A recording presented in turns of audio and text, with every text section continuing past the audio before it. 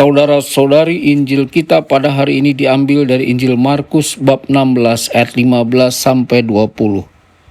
Pada suatu hari Yesus yang bangkit dari antara orang mati menampakkan diri kepada ke-11 murid dan berkata kepada mereka, "Pergilah ke seluruh dunia, beritakanlah Injil kepada segala makhluk. Siapa yang percaya dan dibaptis akan diselamatkan, tetapi siapa yang tidak percaya akan dihukum. Tanda-tanda ini akan menyertai orang-orang yang percaya. Mereka akan mengusir setan-setan demi namaku. Mereka akan berbicara dalam bahasa-bahasa yang baru bagi mereka. Mereka akan memegang ular dan sekalipun minum racun maut, mereka tidak akan mendapat celaka. Mereka akan meletakkan tangannya atas orang sakit dan orang itu akan sembuh." Sesudah berbicara demikian kepada mereka, terangkatlah Tuhan Yesus ke surga, lalu duduk di sebelah kanan Allah. Maka pergilah para murid memberitakan Injil ke segala penjuru, dan Tuhan turut bekerja dan meneguhkan firman itu dengan tanda-tanda yang menyertainya. Demikianlah sabda Tuhan. Terpujilah Kristus.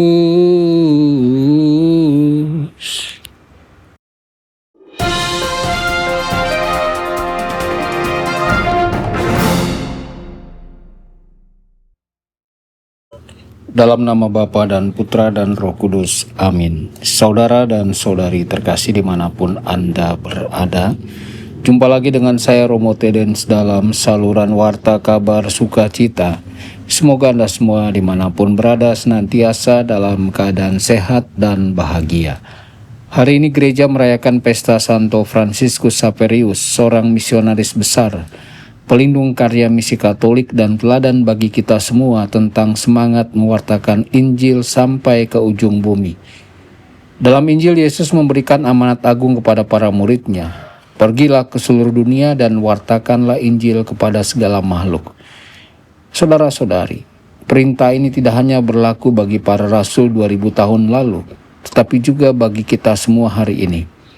Amanat ini tidak mengenal batas geografis, budaya, bahasa, atau zaman. Ia berlaku bagi setiap orang yang telah dibaptis dan percaya kepada Kristus. Yesus mengutus kita untuk bergerak keluar dari zona nyaman, keluar dari kesempitan hati, keluar dari keegoisan yang menutup diri terhadap sesama. Santo Fransiskus Xaverius menghidupi sabda ini secara harfiah. Ia meninggalkan tanah airnya di Spanyol, berlayar ke India, ke Malaka, Jepang, bahkan sampai di pantai Cina dengan semangat yang tidak pernah padam. Ia menulis dalam salah satu suratnya, "Banyak orang di sini tidak menjadi Kristen hanya karena tidak ada seorang pun yang mau datang untuk mewartakan Injil kepada mereka." Kalimat ini menyentuh hati kita. Banyak orang tidak mengenal Kristus bukan karena menolak, tetapi karena tidak ada yang datang kepada mereka. Maka tugas misioner bukan hanya milik imam atau biaran-biarawati, tetapi setiap orang yang telah mengenal kasih Kristus dipanggil untuk menjadi saksi di rumah, di sekolah, di tempat kerja, di masyarakat. Yesus berkata bahwa para murid akan berbicara dalam bahasa-bahasa baru. Ini bukan hanya soal bahasa manusia seperti Latin, Jepang, atau Tamil yang dikuasai Fransiskus Xaverius, tetapi tentang bahasa kasih, bahasa yang dapat dimengerti oleh semua orang. Santo Fransiskus Xaverius tidak hanya berkhotbah dengan kata-kata, ia mengasihi umat yang dilayaninya, mengajar anak-anak, menyembuhkan yang sakit, membaptis ribuan orang, dan hidup sederhana di tengah mereka. Bahasa kasih ini adalah bahasa universal, bahasa yang bisa dimengerti bahkan tanpa diterjemahkan. Saudara-saudari, dalam dunia sekarang, ketika banyak orang sulit percaya pada kata-kata, kita dipanggil untuk berbicara dengan perbuatan, melayani, mengampuni, dan peduli. Itulah bahasa misi sejati. Yesus berkata, "Wartakanlah Injil kepada segala makhluk." Artinya pewartaan Kristus juga mencakup seluruh ciptaan, manusia, dan alam semesta. Santo Fransiskus dari Assisi, yang juga disebut dalam teks tadi, mengajarkan bahwa seluruh ciptaan adalah saudara kita dan bersama-sama memuliakan Allah. Demikian pula Fransiskus Xaverius melihat seluruh dunia sebagai ladang Tuhan. Setiap budaya, bahasa, dan bangsa adalah bagian dari rencana keselamatan Allah. Maka mewartakan Injil hari ini berarti juga mencintai bumi, menjaga kehidupan, dan menghormati martabat setiap manusia. Injil juga berkata bahwa setelah Yesus naik ke surga, Tuhan bekerja bersama mereka. Inilah keyakinan yang menguatkan para misionaris bahwa mereka tidak bekerja sendirian. Fransiskus Xaverius sering menghadapi kesepian, sakit, dan kegagalan. Namun ia percaya seperti para rasul dahulu bahwa Kristus yang bangkit selalu bekerja bersama dia. Iman itu pula yang harus kita miliki. Ketika kita merasa lemah, tidak mampu atau tidak berdaya, ingatlah, Kristus tidak pernah meninggalkan para pewartanya.